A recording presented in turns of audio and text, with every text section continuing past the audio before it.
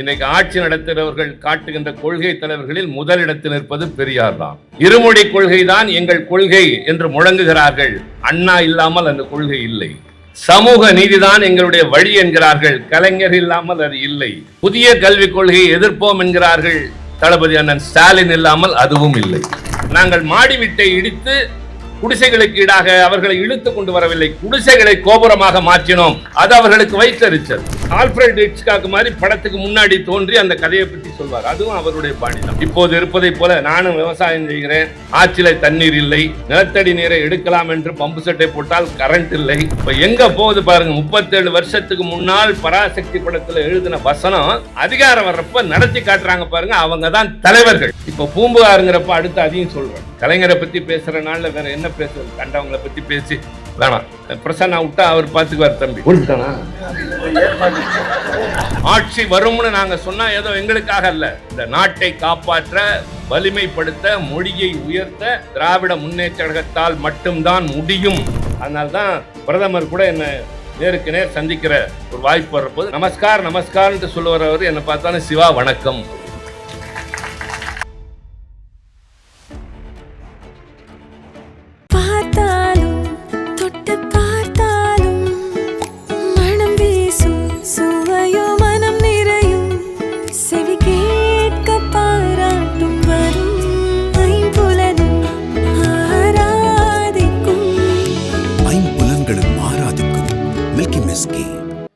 தம்பி சேகர் பாபு 10 நிகழ்ச்சிகள் நடத்துகிறார். ஆனால் கடந்த 7ஆம் தேதியிலிருந்து நினைவுகள் கலைஞரை சுற்றியே வந்து கொண்டிருக்கின்றன. சில பேர் இல்லாத போது அவருடைய நினைவுகள் அதிகமாகும், தாக்கம் இன்னும் அதிகமாக இருக்கும். எல்லோரும் பிறக்கிறார்கள், வாழ்கிறார்கள், மறைகிறார்கள். ஆனால் சில பேர் மட்டும்தான் மறைந்ததற்கு பின்னாலும் குடும்பத்தை சார்ந்தவர்களை கடந்து மக்கள் மனதில் நிலைத்து நிற்பார்கள். அறிஞர் அண்ணா அவர்கள் மறைந்து 57 ஆண்டுகள். அண்ணா இல்லாமல் அரசியல் இல்லை. பெரியார் மறைந்து 53 ஆண்டுகள். பெரியார் இல்லாமல் இந்த சமுதாயம் இயங்க முடியாது. அதே போல தலைவர் கலைஞர் அவர்கள் 8 ஆண்டுகள் என்று சொல்கிறோம். இன்னும் 100 ஆண்டுகள் ஆனாலும் கலைஞர் என்ற தலைவர் இருப்பார். அவர் பெயர் நிலைத்து நிற்கும். அவர் தமிழ்நாட்டின் முதலமைச்சர் என்பதாக மட்டுமே இருந்திருப்பாரேயானால் பலருடைய வரிசையில் அவரும் ஒருவராக இருந்திருப்பார். ஆனால் பன்முக திறமை கொண்ட அவர் அந்த பொறுப்பில் இருந்தபோது தங்கை மதிவதனை சொன்னதை போல இது நாள் வரை செய்ய முடியாததையெல்லாம் செய்து காட்டினார், செய்ய வேண்டியதையெல்லாம் செய்து காட்டினார். அறிஞர் அண்ணா தொடங்கி வைத்த ராஜபாட்டை அது. பெரியாருடைய கொள்கைகள் தான் இந்த நாட்டை வாழ வைக்கும், வளர வைக்கும், தமிழனை தலைநிமிர வைக்கும் என்று உணர்ந்த அண்ணா காரல் மார்க்ஸ் சொன்னதை போல அதிகாரம் யார் கரத்தில் இருக்கிறதோ அவர்களுக்கு சார்பாகவே அதிகாரம் செயல்படும் என்பது அடிப்படை கோட்பாடு. உழைக்கின்ற வர்க்கத்திற்கு வர வேண்டும் என்று மார்க்ஸ் சொன்னார். அடித்தளத்தில் இருக்கிற மக்களின் கையில் அதிகாரத்திற்கு வர வேண்டும் என்று அறிஞர் அண்ணா அரசியல் இயக்கம் தொடங்கினார். நான் பலவற்றை இங்கே சொல்லலாம். ஆனால் ஒவ்வொன்றாக அவர் செய்து காட்டிவிட்டு குறுகிய காலத்தில் நம்மை விட்டு பிரிந்த நேரத்தில் கலைஞர் என்ற தலைவன் வந்து காப்பாற்றினார். நான் ஒன்றை இங்கே நினைவுபடுத்த வேண்டியது என் கடமை. இன்றைக்கு ஒரு ஆட்சி நடைபெறுகிறது. வேறு திசையிலிருந்து சில பேர் முனகுகிறார்கள், திராவிட இயக்கங்களின் ஆட்சி முடிந்து போய்விட்டது என்று. இன்றைக்கு ஆட்சி நடத்துகிறவர்கள் காட்டுகின்ற கொள்கை தலைவர்களில் முதலிடத்தில் இருப்பது பெரியார் தான். அவர் இல்லாமல் இல்லை. இருமொழி கொள்கை தான் எங்கள் கொள்கை என்று முழங்குகிறார்கள். அண்ணா இல்லாமல் அந்த கொள்கை இல்லை. சமூக நீதிதான் எங்களுடைய வழி என்கிறார்கள். கலைஞர் இல்லாமல் அது இல்லை. புதிய கல்விக் கொள்கையை எதிர்ப்போம் என்கிறார்கள். தளபதி அண்ணன் ஸ்டாலின் இல்லாமல் அதுவும் இல்லை. ஆக யார் எதை செய்தாலும் நாங்கள் தான் அங்கு இருப்போம். நாங்கள் இல்லாமல் எதுவும் நடக்காது. அறிஞர் அண்ணா அவர்கள் முதலமைச்சராக முதலாக பொறுப்பேற்று அந்த தேர்தலில் பெரியார் அண்ணாவை எதிர்த்து பிரச்சாரம் செய்கிறார். காங்கிரசுக்கு ஆதரவாக பிரச்சாரம் செய்கிறார். ஆனால் வெற்றி பெற்றவுடன் அண்ணா நேரடியாக சென்று பார்த்தது பெரியாரை. பார்த்துவிட்டு இந்த ஆட்சி உங்களுக்கு காணிக்கை என்று சொன்னார். அப்பொழுது கூட்டணியில் இருந்த மூதறிஞர் ராஜாஜி எங்களை ஏமாற்றி விட்டீர்களே என்று சொன்னார். அதற்கு அண்ணா ஒரே ஒரு வார்த்தை தான் பதில் சொன்னார். ஒரு முறை ஏமாற்றியதற்கு இவ்வளவு கோபப்படுகிறீர்களே, நூற்றுக்கணக்கான ஆண்டுகளாக எங்களை ஏமாற்றிக் கொண்டிருந்தீர்களே, நாங்கள் யாரிடம் போய் சொல்வது என்று சொன்னார். அதற்கு பின்னால் திருச்சி பெரியார் மாளிகையில் பொது உடைமை கட்சியின் தலைவர் ஜீவா அவர்களுடைய மகள் திருமணம் பெரியாருடைய தலைமையில் நடைபெறுகிறது. அந்த திருமணத்திலே அண்ணா முதலமைச்சராக கலந்து கொள்கிறார். அதில் பேசுகிற போது அண்ணா சொல்கிறார்கள், பெரியார் என்பவர் ஒரு ஆசிரியரை போல, நாங்கள் எல்லாம் அவருடைய மாணவர்கள். மாணவர்கள் ஆசிரியருக்கு ஏதாவது காணிக்கை தர வேண்டும். அந்த வகையில் இன்றைக்கு நான் முதலமைச்சர் என்ற காரணத்தால் நான் பெரியாருக்கு ஒரு பரிசு தர விரும்புகிறேன். என்ன பரிசு தெரியுமா? சுயமரியாதை திருமணத்தை நான் சட்ட ரீதியாக செல்லுபடியாக்கப் போகிறேன் என்று சொன்னார். உட்கார்ந்திருந்த பெரியார் எழுந்து நின்று இரு கரம் கூப்பி வணங்கி கண்கள் பணிக்க, ரொம்ப நன்றிங்கயா என்று ரொம்ப வார்த்தைகள் தடுதடுக்க சொன்னார். காரணம், சமுதாயத்திலே பரவியிருந்த மூடப்பழக்க வழக்கங்களின் அடையாளமாக திகழ்ந்த வைதிக முறை திருமணங்களை மாற்றி அமைத்து சுயமரியாதை திருமணங்களின் மூலம் தாய்மொழியிலே மணமக்களுக்கு வாழ்வதற்கான வழிகளை சொல்லி வந்திருப்பவர்களுக்கு ஏற்றுக்கொள்ளக்கூடிய கருத்துக்களை சொல்லுகிற அந்த சிறப்பான சாதாரணமான திருமண முறையை அறிமுகப்படுத்துகிறார். அப்படி அந்த திருமணத்தை மனமோந்து மக்களும் ஏற்றுக்கொள்கிறார்கள். ஆனால் அப்படி திருமணம் செய்து கொண்டவர்களில் ஒரு குடும்பத்தை சார்ந்தவர்களின் பிள்ளைகளுக்குள்ளே சொத்து பிரிவினை வந்து நீதிமன்றத்திற்கு போய் கேட்கிற போது நீதிமன்றம் அளித்த தீர்ப்பு, நீங்கள் யாருடைய சொத்தை கேட்டு வந்திருக்கிறீர்களோ அவர்கள் உங்கள் தாய் தந்தை அல்ல என்கிறார்கள். நாங்கள் அவர்களுக்குத்தான் பிறந்தோம் என்று சான்றிதழ் தருகிறார்கள். இல்லை, அவர்கள் இருவரும் கணவன் மனைவியே இல்லை என்று அடுத்த வார்த்தை வருகிறது. திருமணமாகி இருக்கிறது, புகைப்படம் பாருங்கள் என்கிறார்கள். அதற்கு நீதிமன்றம் சொன்ன பதில், நீங்கள் காட்டுகிற இந்த திருமணம் செல்லாத திருமணம். இந்து திருமண சட்டப்படி ஒரு திருமணம் சட்ட ரீதியாக செல்லுபடியாக வேண்டுமென்றால் அக்கினி வளர்க்க வேண்டும், மந்திரங்கள் ஓத வேண்டும், 7 முறை வலம் வர வேண்டும், மாலை மாற்றி மங்கள நான் என்று பல சம்பிரதாயங்கள் இருக்கின்றன. இவை எதையுமே நீங்கள் உங்கள் தலைவர் சொன்னார் என்பதற்காக செய்யாமல் இருந்தால் சட்டம் ஏற்றுக்கொள்ளாது. இது செல்லாத திருமணம். நீங்கள் முறைகேடாக பிறந்த பிள்ளைகளாகவே கருதப்படுவீர்களே தவிர முறையான தாய் தந்தையருக்கான பிள்ளைகள் என்று அதிர்ச்சிகரமான தீர்ப்பு வந்தது. எல்லோரும் அதிர்ச்சி அடைந்தார்கள், பெரியார் உட்பட. ஆனால் திருமணம் நடப்பது மட்டும் நின்று போகவில்லை. இந்த சூழலில் தான் அண்ணா ஆட்சிக்கு வந்து சொல்கிறார், இதை நான் சட்ட ரீதியாக கொண்டு வருவேன் என்றவுடன் பெரியாருக்கு ஏற்பட்ட பூரிப்பு என்பது, அதனால்தான் திமுக அரசியல் இயக்கமாக முகிழ்த்தது. பெரியார் சொல்லிக்கொண்டே இருந்தார், மக்கள் ஏற்றுக்கொண்டார்கள். ஆனால் சட்டம் ஏற்றுக்கொள்ளாத நிலையில் சட்டங்களை இயற்றுகிற இடத்திற்கு நாமே சென்றால் என்ன என்றுதான் அறிஞர் அண்ணா இதை அரசியல் இயக்கமாக தொடங்கினார். தொடங்குகிற போது அவர் சொன்னதைத்தான் தளபதி அண்ணன் ஸ்டாலினும் வேறு வார்த்தைகளிலே சொன்னார்.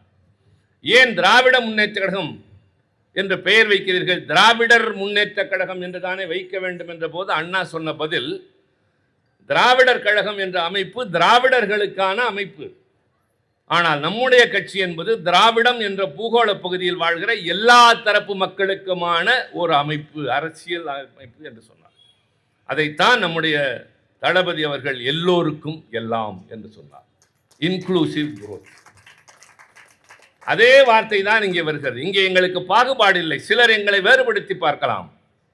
சில பல காரணங்களினால் நாங்கள் மாடி வீட்டை இடித்து குடிசைகளுக்கு ஈடாக அவர்களை இழுத்து கொண்டு வரவில்லை, குடிசைகளை கோபுரமாக மாற்றினோம். அது அவர்களுக்கு வைத்தறிச்சல். அது குறித்து எங்களுக்கு கவலை இல்லை. தாழ்ந்து கிடந்தவனை உயர்த்தினோமே தவிர உயர்ந்தவர்களை நாங்கள் தாழ்த்தவில்லை. அதுபோல நாங்கள் ஆட்சி உருவாக்கியது, அரசியல் இயக்கம் உருவாக்கியது எல்லாம் அதற்காகவே. அந்த சட்டத்தை அண்ணா கொண்டு வந்தார். அந்த சட்டம் கொண்டு வருகிற போது பலருக்கு தெரிய வாய்ப்பில்லை, சிலருக்கு தெரிந்திருக்கும். சட்டம் நிறைவேறுவதற்கு முன்னால் அதனுடைய முன் வடிவத்திற்கு பெயர் மசோதா என்பது. நாடாளுமன்றமோ சட்டமன்றமோ ஒரு சட்டத்தை இயற்றுவதற்கு முன்னால் அந்த முன்வடிவு உறுப்பினர்களுக்கு தரப்படும். அதை அவர்கள் படித்து பார்த்து அதன் அடிப்படையிலே விவாதிப்பார்கள். அதில் திருத்தங்கள் தரலாம்.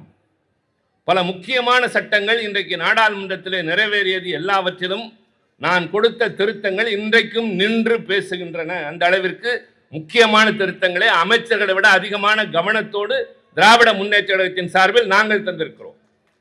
பல பேருக்கு அதனுடைய நுட்பங்கள் தெரியாது. குடியுரிமை சட்ட திருத்தத்தில் நாங்கள் கொடுத்த திருத்தத்திலே தான் அதிமுக அடையாளம் காட்டப்பட்டது. இவர்கள் எப்படி அவர்களை ஏமாற்றினார்கள் அல்லது அவர்களுக்கு துணை போனார்கள் என்று. நீட் தேர்வு தொடர்பாக நான் கொடுத்த திருத்தத்தின் போது வெளிநடப்பு செய்தது அதிமுக. ஆதரவு தரவில்லை. எதிர்த்து போட வாக்களிக்க கொஞ்சம் யோசித்துக் கொண்டு வெளிநடப்பு செய்து அதை தோற்று போக செய்தார்கள். வேளாண் மசோதா வந்த பொழுதும் அப்படித்தான். இப்படியே நான் சொல்லிக்கொண்டே போகலாம். அதுபோல சுயமரியாதை திருமணத்திற்கான சட்ட முன்வரைவை அண்ணா கொண்டு வருகிற நாள் இன்றைய திராவிடர் கழகத்தின் தலைவர் ஆசிரியர் ஐயா வீரமணி அவர்களிடம் கொடுத்து பெரியாரிடம் காட்ட சொல்கிறார். பெரியார் சட்டம் படித்தவர் அல்ல, பல்கலைக்கழகத்தில் பயின்றவர் அல்ல. ஆனால் மசோதாவை முதலமைச்சர் அவரிடம் கொடுத்து பார்க்க சொல்கிறார். அதை பார்த்த பெரியார் இதிலே ஒரு திருத்தம் செய்யலாமா என்று கேட்கிறார். நன்றாக என்ன செய்யலாம் என்கிற போது அதில் ஒரு வார்த்தை வருகிறது, சம்பிரதாயங்களை தவிர்த்து மாலை மாற்றி மங்கள நான் அணிவித்தால் அது திருமணமாகும். கார்லண்டிங் அண்ட் டையிங் ஆஃப் தாலி என்று இருக்கிறது மசோதாவில். பெரியார் அந்த அண்ட் என்பதை அடித்துவிட்டு ஆர் என்று போடுகிறார். கார்லண்டிங் ஆர் டையிங் ஆஃப் தாலி, இந்த இரண்டில் ஒன்று செய்தாலே போதும், அது திருமணமாகும் என்று பொருளாகிறது. அதை கொண்டு வந்து கொடுத்த போதுதான் அண்ணா சொன்னார், இதற்குத்தான் நான் பெரியாரிடம் அனுப்பினேன் என்று சொல்லிவிட்டு அண்ணா செய்த அடுத்த காரியம், தம்பி பிரசன்னா வழக்கறிஞர் இருக்கிறார், ரவி இருக்கிறார், இன்னும் நிறைய பேர் இருக்கலாம். பொதுவாக சிவில் சட்டங்களுக்கு ரெட்ராஸ்பெக்டிவ் எஃபெக்ட் என்பது கிடையாது. ஆனால் அண்ணா இந்த சுயமரியாதை திருமண சட்டத்தை கொண்டு வந்த போது ரெட்ராஸ்பெக்டிவ் எஃபெக்ட் என்றால் சுயமரியாதை திருமணங்கள் இந்த நாட்டில் இனிமேல் நடந்தால் செல்லுபடியாகும் என்பது மட்டுமல்ல, இதற்கு முன்பு நடந்த திருமணங்களும் செல்லுபடியாகும் என்று கொண்டு வந்தார். இதற்கு பெயர் தான் சீர்திருத்தம். அங்கே தொடங்கியது வரலாறு. அதைத் தொடர்ந்து இருமொழி சட்டம் துணிச்சலோடு அண்ணா கொண்டு வந்தார். இந்த நாட்டில் இனிமேல் இந்திக்கு இடமில்லை என்று சொன்னார். ஆட்சி மொழி தொடர்பாக ஒன்றிய அரசு மத்திய அரசு நிறைவேற்றியிருக்கிற எல்லா தீர்மானங்களையும் இந்த மன்றம் நிராகரிக்கிறது என்று the sovereignty of the assembly was established by அறிஞர் அண்ணா. சட்டமன்றத்திற்கு என்று அதிகாரம் இருக்கிறது சொல்லிவிட்டு சொன்னார், தேசிய மாணவர் படையிலே இந்தியிலே சொல்லப்படுகிற ஆணைகள் இனிமேல் நிறுத்தப்படும், ஆங்கிலத்தில் மட்டும்தான் இருக்கும். ஒருவேளை மத்திய அரசு எதிர்ப்பு தெரிவித்தால் தேசிய மாணவர் படை கலைக்கப்படும் என்று சொன்னதும் அண்ணா. தமிழ்நாடு பெயர் மாற்றம், இப்போது கேரளம் என்று கேரளாவை பெயர் மாற்றம் செய்திருக்கிறார். அதில் பேசுகிற போது நான் தமிழ்நாடு பெயர் மாற்றத்தை பற்றி தான் நாடாளுமன்றத்தில் பேசினேன். இந்த 3 சட்டங்களையும் நிறைவேற்றியதோடு அண்ணா மறைய நேர்ந்தது. முக்கியமான 3 சட்டங்கள். ஆனால் மறைவதற்கு முன்னால் சொன்னார், அதைத்தான் இங்கே சேகர் பாபுவோ மதிவதன் இங்கே பேசுகிற போதோ பிரியா பேசுகிற போதோ முன்னாள் விசி கோநாதன் பேசிய பொழுதோ எல்லோரும் சொல்லியிருக்க கூடும்.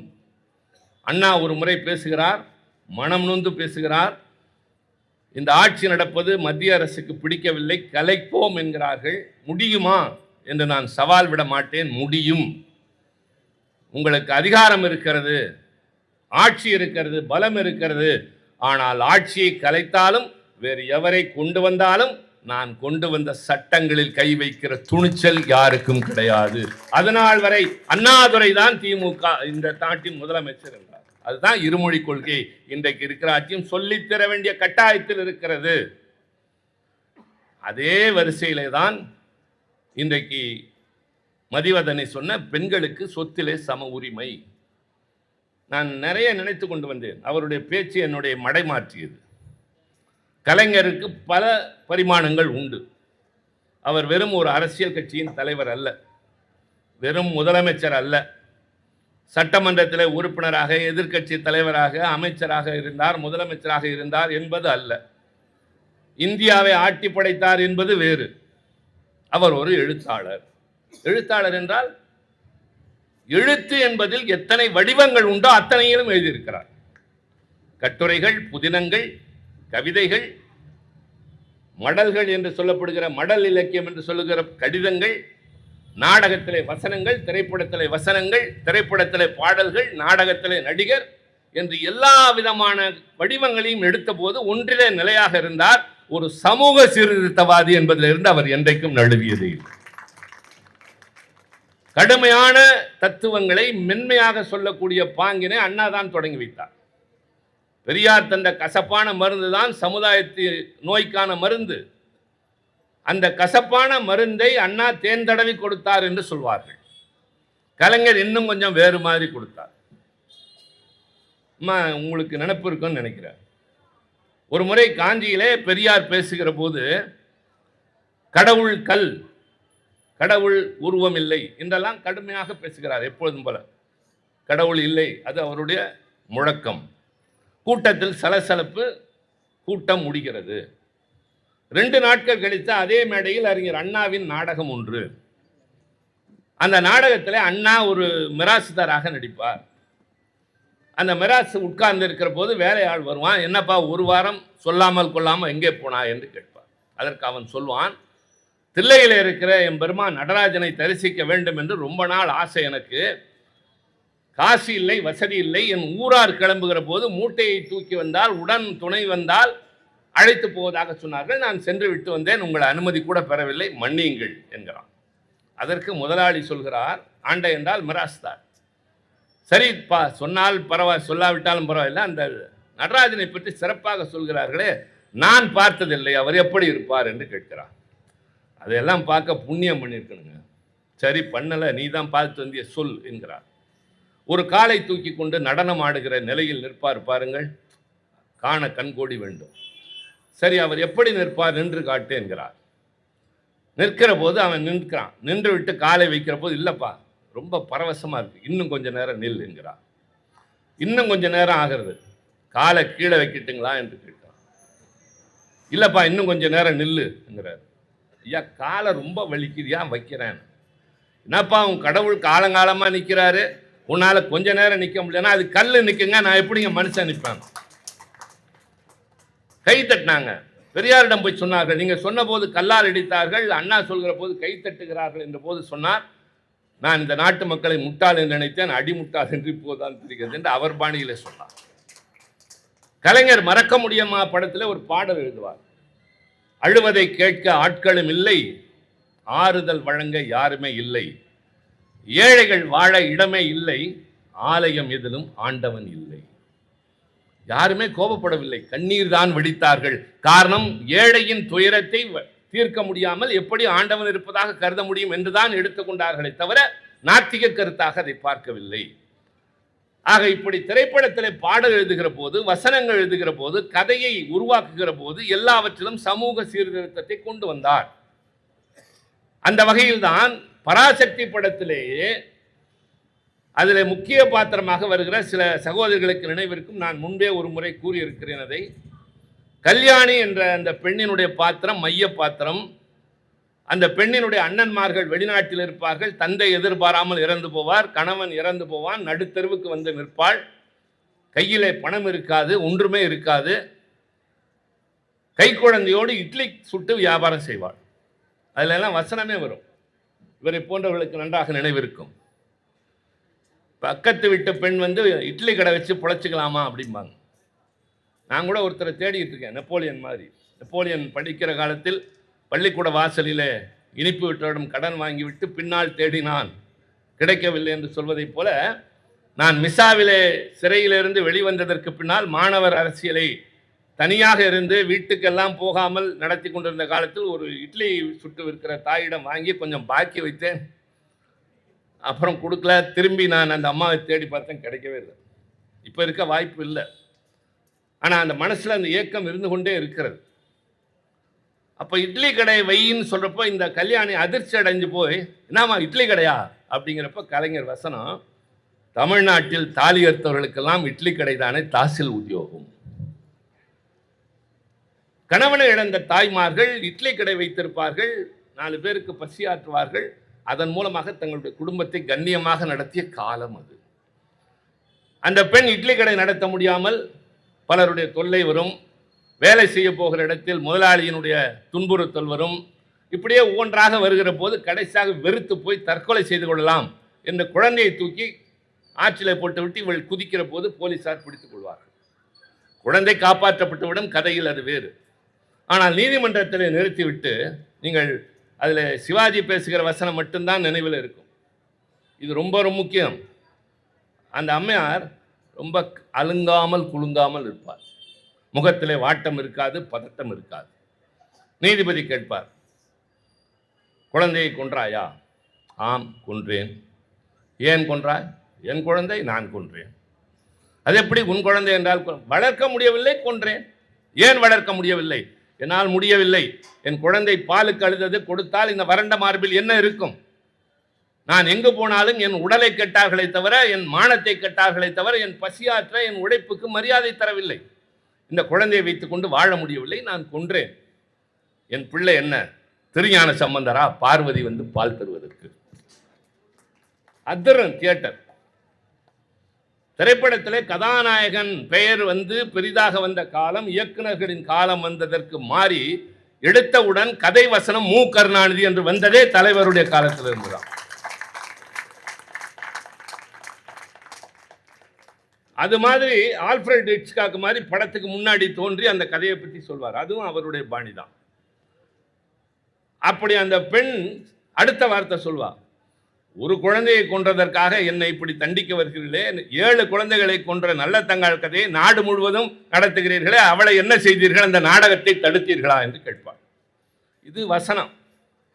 உங்களில் யாருக்குமே நல்ல தங்காள் கதை தெரியாது. அது நடந்த கதை. என்ன நடந்த கதை? நல்ல தங்காள் பிறந்தது ஸ்ரீவில்லிபுத்தூரில், வாழ்க்கைப்பட்டது மானாமதுரையில். இப்போது போல எந்த தொடர்பும், போக்குவரத்து கிடையாது, வேறு எந்த தொடர்பும் இல்லாதது. திருமணமாகி போய் ரொம்ப நாள் அங்கேயே இருந்து வறட்சி, வானம் பொய்த்து போகும். இப்போது இருப்பதை போல நானும் விவசாயம் செய்கிறேன். ஆற்றிலே தண்ணீர் இல்லை, நிலத்தடி நீரை எடுக்கலாம் என்று பம்பு செட்டை போட்டால் கரண்ட் இல்லை. எல்லோரும் மக்கள் அழுகிறார்கள், மின்சார கட்டணம் உயர்ந்து விட்டது என்று. மின்சாரமே இல்லை என்று தடுமாறிக்கொண்டிருக்கிறோம். பயிருக்கு உரம் போட்டாகிவிட்டது, பூச்சி மருந்து போட்டாகிவிட்டது. அது வாடி வதங்கி பார்த்தால் பரிதாபமாக நிற்கிறது. தண்ணீர் பாய்ச்ச முடியவில்லை. இது இன்றைக்கு இருக்கிற அவல நிலை, இன்றைய அரசியலோடு தொடர்புடையது. அதை பொருத்திக்கணும். நான் இங்கேருந்து மாறி அங்கே போக விரும்பல. அது மாதிரி வறட்சி அதிகமாகி மானாமதுரை நீண்ட காலமாக ரொம்ப பாதிக்கப்பட்டு கணவன் இறந்து போக 7 குழந்தைகள் அதுக்குள்ள. வேற வழி இல்லாமல் அந்த 7 பிள்ளைகளையும் கூட்டி கொண்டு தன்னுடைய தாய் வீட்டுக்கு வருகிறாள். அப்பா அம்மா இறந்துட்டாங்க, அண்ணனும் அண்ணியும் மட்டும் இருக்கிறாங்க. இப்படி பரிதாபமாக வந்து நிற்க தங்கையை பார்த்து அவன் பதறவில்லை. எங்க வந்தன்னு கேட்கிறான். என் நிலைமை அப்படி, கணவன் இறந்து விட்டான், நான் நாதியற்ற எங்க போவேன்? அதுக்கு நான் என்ன செய்ய முடியும்? காரணம், கதவுக்கு பின்னாடி என்ன அண்ணி பேசுறாங்க. விடாத. மறுபடி மன்றாடுகிறாள். முடியாது என்கிறான். வீட்டில் வேலை செய்கிறேன், வேலைக்காரியா இருக்கேன், என் பிள்ளைங்களுக்கு சோறு மட்டும்.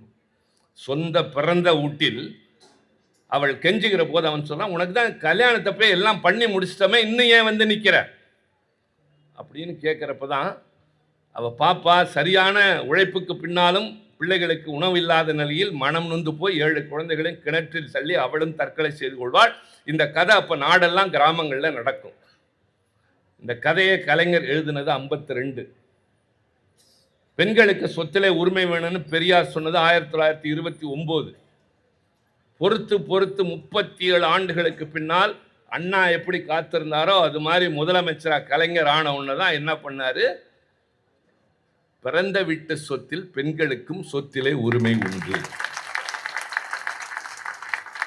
அப்ப எங்க போகுது பாருங்க. 37 வருஷத்துக்கு முன்னால் பராசக்தி படத்தில் எழுதின வசனம் அதிகாரம் வர்றப்ப நடத்தி காட்டுறாங்க பாருங்க. அவங்க தான் தலைவர்கள். உள்ளத்தில் கனன்று கொண்டிருக்கின்ற கனவை, லட்சியத்தை வாய்ப்பு கிடைக்கிற போது, அதிகாரம் கிடைக்கிற போது நாட்டின் மாற்றத்திற்காக கொண்டு வருகிற எத்தனையோ ஒன்றில் இதுவும் ஒன்று. பெண்களின் முன்னேற்றத்திற்கு என்னென்னவோ செய்தார். அவருடைய படங்கள், அவர் செய்த சாதனைகள். இப்போ இவங்க சொன்னோன்னு இன்னொன்று நினைப்பு வந்து, இதெல்லாம் இந்த இடங்களில் தான் நான் பகிர்ந்துக்க முடியும். நான் தனியாக பிரசன்னாகிட்டையும் வெற்றிக்கிட்டையும் நம்பிக்கிட்டையும் பேசிக்கிட்டு இருக்கிறத விட நிறைய பேசியிருக்கேன். அந்த பிள்ளைங்களை எங்கிட்ட தயாரானவங்க, உங்கள்கிட்டையும் பேசணும். இப்போ நான் படித்த கல்லூரி திருச்சியில் இருக்குது, பெரியார் கல்லூரின்னு அதுக்கு பேர், பெரியார் ஈவேரா கல்லூரி. நான் தளபதி முதலமைச்சராக இருந்தப்போ சொல்லி அதை பெரியார் கல்லூரி அப்படின்னு மாற்றிட்டேன். ஏன்னா எல்லாம் ஈவிஆர் காலேஜ்னு சொல்லிட்டு இருந்தாங்க. அப்போ ஆசிரியர் கூட சொன்னார், தந்தை பெரியார்னு மாற்றாதீங்க, அவன் டிபி காலேஜ்னு சொல்லிடுவான் அப்படின்னாரு.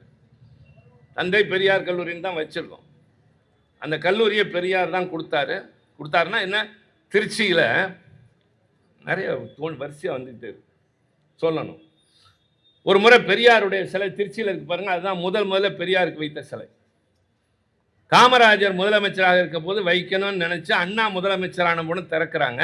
ஆனா காமராஜரை புறக்கணிக்காமல் அவரோடு சாரட் வண்டியில வந்து அண்ணா அவர் தலைமையிலே திறந்து வைக்கிறார். அதுதான் அண்ணாவோட பெருந்தன்மை. அந்த சிலையில கண்ணாடி உடைஞ்சிருது. யாரோ உடைச்சிட்டாங்க, யாரோ கிருமி உடைச்சிட்டாங்க அப்படின்னு பரவுது. நாங்கெல்லாம் போராட்டம் நடத்துகிறோம். மாணவர்கள் கல்லூரியில் போராட்டம் நடத்தி ஒரு பெரிய ஊர்வலமாக போகிறோம்.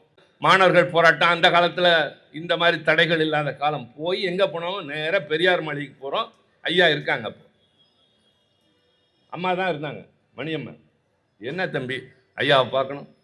சரி, நாங்கள் போனது ஏதோ பெரிய பாராட்டு பத்திரம் கிடைக்க போகுதுன்னு போனோம். அப்புறம் உள்ளே கூப்பிட்டாங்க. அவர் உட்கார்ந்துருந்தாங்க. ஐயா பக்கத்தில் நாய்க்குட்டியோட.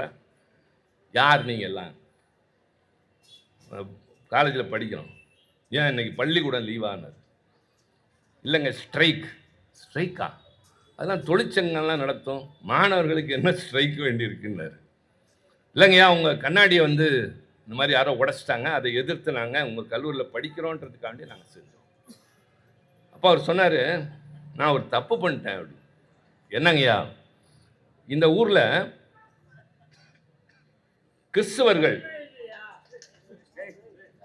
கத்தோலிக்கர்கள், புரட்டாஸ்டன்ட்டுகள் 2 பேருக்கும் ஒரு கல்லூரி இருக்கு தனித்தனியாக. இஸ்லாமியர்களுக்கு என்று ஒரு கல்லூரி இருக்கு. பிராமணர்களுக்கு என்று ஆண்களுக்கு ஒரு கல்லூரி, பெண்களுக்கு ஒரு கல்லூரி இருக்கு. ஆனால் கிராமப்புறத்தில் இருந்து வருகிற தாழ்த்தப்பட்ட பிற்படுத்தப்பட்ட ஏழை பிள்ளைங்களுக்கு கல்லூரி இல்லையே அப்படின்னு போய் அரசாங்கத்திட்ட சொன்னேன். காசு இல்லைன்னாங்க. நான் மடியில் வச்சிருந்த காசை எனக்கு வந்து முதல் வகுப்பு டிக்கெட் எடுத்து கொடுத்தா நான் அதை திருப்பி கொடுத்துட்டு 3வது வகுப்பு டிக்கெட் வாங்கிட்டு அந்த மீதி காசை முடிஞ்சு வச்சாலும் அந்த காசு, மாலைக்கு பதிலாக இவ்வளவு காசு தரணும் அப்படின்னு சொன்னால அந்த காசு, பேர் வைக்கணும்னு சொன்னால் பணம் வாங்கினாலும் அது மாதிரி காசை 5 லட்சம் ரூபா காசு கொடுத்தேன். 9 ஏக்கர் நிலத்தை கொடுத்தேன். அதனால என் பேரை அந்த கல்லூரிக்கு வச்சாங்க. நீங்களாம் படிக்கணும்னு சொன்னால் படிக்காமல் இப்படி ஸ்ட்ரைக் பண்ணிட்டு வந்து நிற்கிறீங்களே, உருப்படவே மாட்டீங்களான்னு கேட்டார். கொஞ்சம் சங்கடமாக இருந்தது. அதில் ஒரு வரலாறு என்னன்னா, அந்த கல்லூரி திறக்கிறாங்க. பக்தவச்சல முதலமைச்சர் அவர் வாங்கி கொடுத்த கட்டடத்தோட கதை இருக்குது. அதை இப்போ நாங்கள் புதுப்பிச்சிட்டோம். எப்படி புதுப்பித்தோம்? சற்றேறக்குறைய அந்த கல்லூரியில் தான் நான் பிஏ, பியூசி, பிஏ, எம்ஏலாம் படித்தேன். நான் மிசாவில் கைதியாக போய் பரீட்சை எழுதுனது தான் அந்த கட்டடத்தில், எம்ஏ படித்தது அந்த கட்டடத்தில். அதை இடிக்க போயிட்டாங்க, பழசாயிடுச்சு. அப்புறம் நான் அரசாங்கத்திட்ட சொல்லி, தம்பி தங்கன் தென்னரசுகிட்ட சொல்லி, தொன்மையான கட்டடங்கள் ஹெரிட்டேஜ் பில்டிங் என்ற பெயரில் ஒரு 6.5 கோடி கொடுத்துருக்காங்க. அதை புனரமைச்சிக்கிட்டு இருக்கோம். அடுத்த மாதம் 20ஆம் தேதி ஆசிரியர் ஐயா தான் வந்து அதை திறந்து வைக்கிறார். நான் ஒரு கலையரங்கம் கொடுத்துருக்கேன். பெரியாருக்கு ஒரு பெரிய சிலை எங்கள் சொந்த செலவில் வச்சுருக்கோம். மணியம்மையார் பேரில் ஒரு பெரிய கட்டடம் கட்டியிருக்கோம். கம்ப்யூட்டருக்கு பில்டிங் கொடுத்துருக்கோம். என்னென்னவோ இந்த காலேஜ் வந்து பாருங்கள், ஐஐடி மாதிரி இருக்கும். அது மாதிரி நாங்கள் பண்ணியிருக்கோம். அந்த கல்லூரி திறக்கிறப்போ கவனிங்க நல்லா, பக்தவச்சலம் முதலமைச்சர் திறக்கிறார். யாரோ உட்காந்துருக்காங்க, பெரியாரை முன்னாடி உட்காந்து வச்சுட்டாங்க. அப்போ கூட இருந்தவங்க சொன்னாங்க, ஐயா கல்லூரி உங்களால் வந்தது, நீங்கள் கொடுத்த பணம், உங்கள் இடம், உங்களை கீழே உட்கார வச்சுருக்காங்களே அப்படின்னப்போ அவர் சொன்னார், நான் மேடையில் உட்கார வேண்டும் என்று பணம் கொடுக்கவில்லை, ஒடுக்கப்பட்டவர்களின் பிள்ளைகள் படிக்க வேண்டும் என்று பணம் கொடுத்தேன். அதுதான் அரசியலில் பொது வாழ்க்கையில் வர வேண்டிய பக்குவம். கலைஞர் வள்ளுவர் கோட்டத்தை எப்படி கட்டினார்னு உங்களுக்கு தெரியும். கனவு. தமிழனின் அடையாளம் திருக்குறள், திருவள்ளுவர். அவர் போக்குவரத்து துறை அமைச்சராக இருந்த போதுதான் அண்ணா காலத்தில் எல்லா பேருந்துகளிலும் திருக்குறள் எழுதினார். எல்லா இடங்களிலும், தங்குமிடங்களில், பயணியர் விடுதிகளில், எல்லா இடங்களிலும் செஞ்சாங்க. அது மாதிரி வள்ளுவர் கோட்டத்தை உருவாக்குகிற போது, வள்ளுவர் கோட்டத்தை அவர் உருவாக்குறார். ஒரு சாதாரண குப்பை மேடா இருந்ததை அவர் பெருசாக கட்டுறார். இப்போ நீங்கள் திருவள்ளுவர் சிலை இருக்கு இல்லையா, அந்த கன்னியாகுமரியில், அதுக்கும் ஒரு கதை இருக்குது. அது 133 அடி உயரம். காரணம் தெரியும் எல்லோருக்கும். 133 அதிகாரங்களின் அடையாளமாக அது. சுனாமி வந்து இந்தோனேசியா, அந்தமான் எல்லா இடத்துலையும் விளையாண்டு சென்னையிலலாம் பூந்து வந்து அங்கே போய் வள்ளுவர் காலை தொட்டுட்டு திரும்பி போயிடுச்சு. அதுக்கு மேலே ஒன்றும் பண்ண முடியல. அதைத்தான் கவிஞர் வாலி சொல்வார், மேகங்கள் காகங்கள் உட்காரத்தான் சிலை வைப்பார்கள், மேகங்கள் உட்கார சிலை வைத்தது நீதான் அப்படின்னு கலைஞர்கிட்ட சொல்லுவார். அந்த சிலை எப்படி வந்தது அதையும் நீங்கள் தெரிஞ்சுக்கணும். அதாவது தலைவர்கள் மனசில் ஏதாவது ஓடிக்கிட்டே இருக்கும், சும்மா கிடையாது. இவர் யார்கிட்ட பேசுகிறாரு, ஃபோன் பார்க்குறாருலாம் இல்லை, ஏதாவது ஓடிக்கிட்டு இருக்கும். எங்களுக்கும் தெரியும்ல, அது நாங்களும் பண்ணுற ஆள் தான். அது மாதிரி கன்னியாகுமரி கூட்டத்துக்கு போனோம்னா முடித்து விட்டு இரவு நேரத்தில் கூட்டத்துக்கு பின்னால் கடற்கரையில் போய் உட்காந்து கதைக்கிறதே எங்கள் வேலை. அந்த காலத்தில் இளைஞரணியில் இருந்த காலத்திலிருந்து, தளபதி நாங்கள்லாம் இருந்த நாட்கள்லேருந்து எங்களுக்கு வேலையாக தான் போய் கடற்கரையில் உட்கார வேண்டியது, கதை பேசுறது, பாட்டு பாடுறது, வரலாறுலாம் பேசுறது. இதை ஆரம்பித்து வச்சது கலைஞர் தான். அப்போல்லாம் கடற்கரையில் போய் உட்காருவாங்க, நிறைய பேசுவாங்க. அதை தளபதியும் பண்ணியிருக்காரு. அது மாதிரி குமரி முனைக்கு ஒரு முறை போய் உட்கார்றப்ப வெறிச்சிக்கிட்டு இருக்கார் கடலை பார்த்து பார்த்து. என்ன ஒன்றும் பேசல, என்ன சிந்தனையில் இருக்கார் அப்படிங்கிறப்ப இவர் சொல்கிறாரு, குமரி முனை இந்தியாவின் எல்லை, தமிழகத்தின் தொடக்கம். முதல்ல பழைய தமிழ்நாடு என்கிற லெமூரியா கண்டம் இருந்தது இந்த இடத்துல தான். முதல் சங்க இருந்தது அங்கே தான். கடல் கொண்டு போயிடுச்சு. இப்போது குமரி பாக்கி இருக்கு. இந்திய வரைபடத்தில் தெற்கு பகுதி குறுகி இருக்கிறது என்பார்கள், இல்லை கூர்மையாக இருக்கிறது என்பதுதான் தமிழனுடைய கூர்மையான அறிவின் அடையாளம்.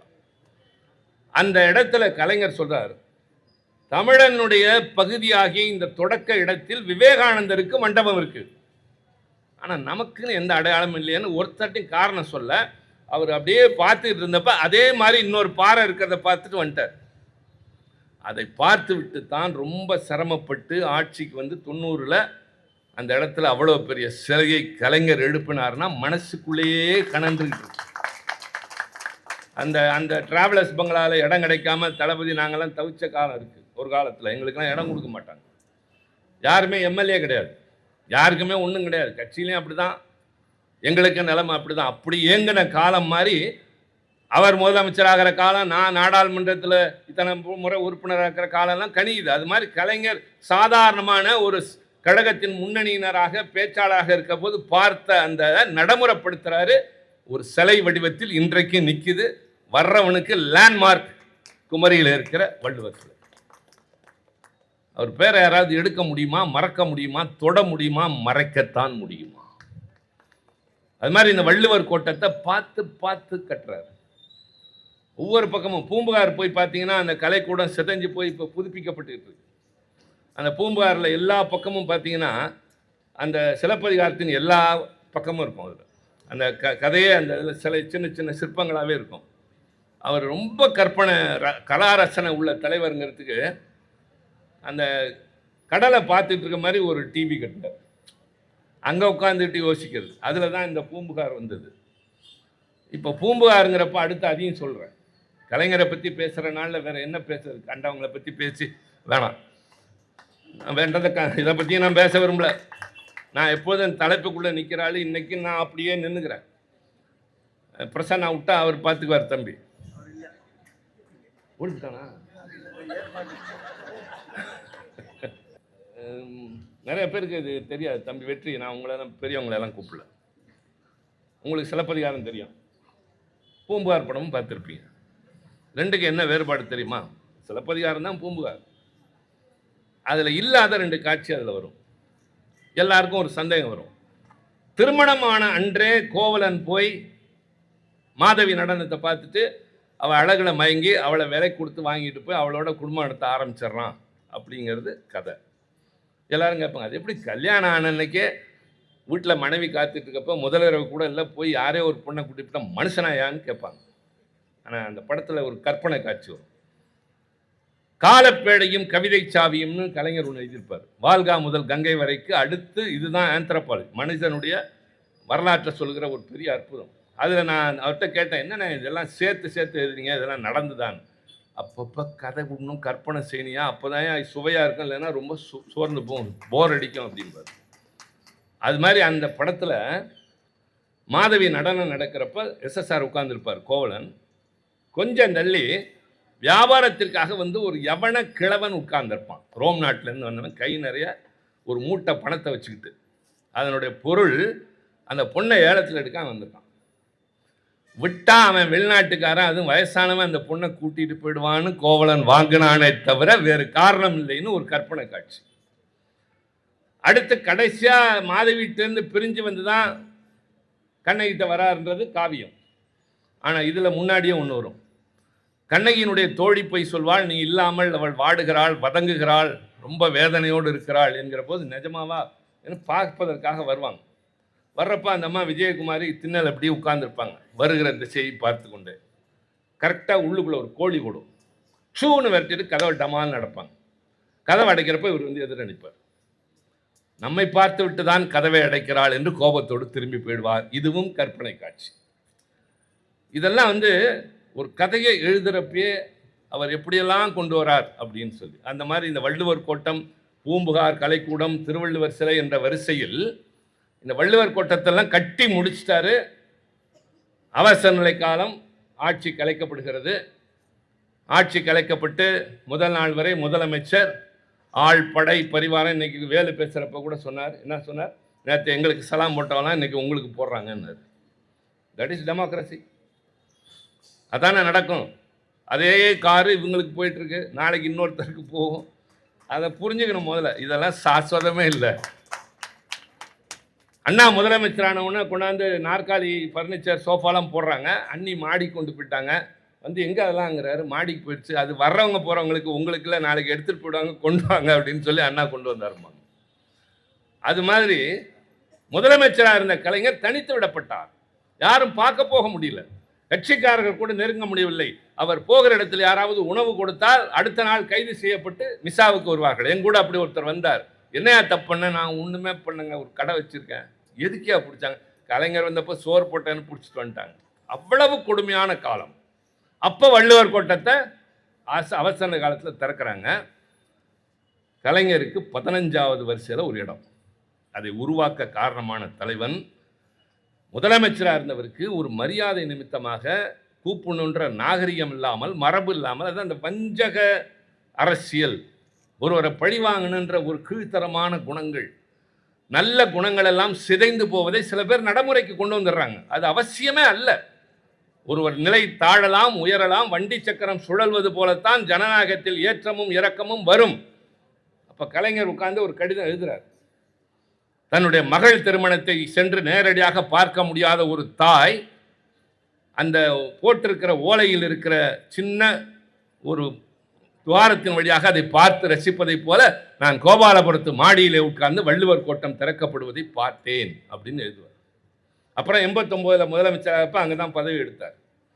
நான் இப்போ ஒப்பிட வர்றது, பெரியார் கல்லூரியை கொடுத்தார், மேடையில் இடம் தரவில்லை, எதிரே உட்கார வைத்தார்கள். கலைஞர் வள்ளுவர் கோட்டம் கட்டினார், உள்ளே அழைக்கவில்லை. ஆனால் காலம் மாறியது, மீண்டும் எங்கள் கைக்கு ஆட்சி வந்தது, சரித்திரம் மிக்க சாதனைகளை நிறைவேற்றினோம். இன்னைக்கும் அதுதான். இப்போ எங்கள்கிட்ட ஆட்சி மட்டும்தான் இல்லை, கட்சி வலிமையா இருக்கு. நீங்க எங்களோட இருக்கீங்க. மற்றவங்களாம் இருக்கும்பாங்க, அது கூட்டம். எங்களோடு இருப்பவர்கள் சிப்பாய்கள், ஆல் சோல்ஜர்ஸ். சாதாரணமான கடைக்கோடி தொண்டன் வரை ஒரு இராணுவ சிப்பாயை போல இருக்கிற கட்டமைப்பு கொண்ட இயக்கம் திராவிட முன்னேற்ற கழகம்.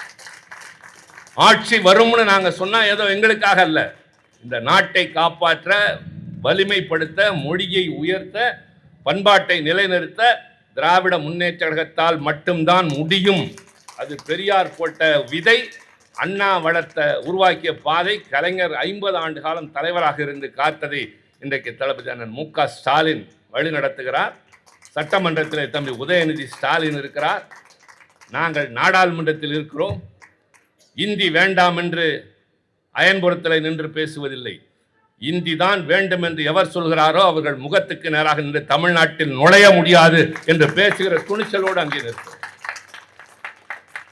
அவர்களுக்கு எங்களை பார்த்தால் மரியாதை தானே தவிர, முதலில் பயம் இருந்தது, இப்போ மரியாதை வந்திருக்கு. அதனால்தான் பிரதமர் கூட என்னை நேருக்கு நேர் சந்திக்கிற ஒரு வாய்ப்பு வர்றபோது நான் ரொம்ப பண்போடு தான் சொல்கிறேன், கிண்டல்லாம் சொல்ல. நமஸ்கார் நமஸ்கார்ன்ட்டு சொல்லுவார். என்னை பார்த்தாலும் சிவா வணக்கம் அப்படிங்க. நான் என்ன சொல்லுவேன், ரொம்ப முன்ஜாக்கிரதையாக நான் ஒன்று கற்றுட்டு போயிருக்கேன். கேம் ஷோன்னு கேட்பேன். அது குஜராத்தியில் எப்படி இருக்கீங்கன்னு அர்த்தம். அப்படியே பூரிச்சு போயிடுவார். அவர் ஏன் தாய்மொழியில் பேசுகிறார், நான் அவர் தாய்மொழியில் பேசுகிறேன். ஆனால் இந்தியில் 2 பேரும் பேசலைங்கிறது தான் ரொம்ப முக்கியம். ஆக எல்லா இடங்களிலும் கழகத்தின் வேர்கள் பரவி இருக்கிறது. இப்போ ஏற்பட்டிருப்பது இலையுதிர் காலம், மீண்டும் வசந்தம் வரும். If winter comes can spring be far behind. அதற்கு வழிகாட்டுகின்ற நெறியாக, வலிமையாக எந்நாளும் கலைஞர் நமக்கு இருப்பார். அவர் நினைவை போற்றுவதோடு மட்டுமல்ல, அவர் எண்ணங்களை, மனதில் கனன்று கொண்டிருந்தவைகளை நிறைவேற்றுகிற பட்டாள வரிசை சிப்பாய்களாக இருப்போம் என்ற உறுதியை இந்த நாளில் ஏற்போம் என்று கூறி, இந்த வாய்ப்புக்கு நன்றி கூறி தம்பி சேகர் பாபுவை மீண்டும் ஒரு முறை பாராட்டி விடைபெறுகின்றேன். நன்றி, வணக்கம்.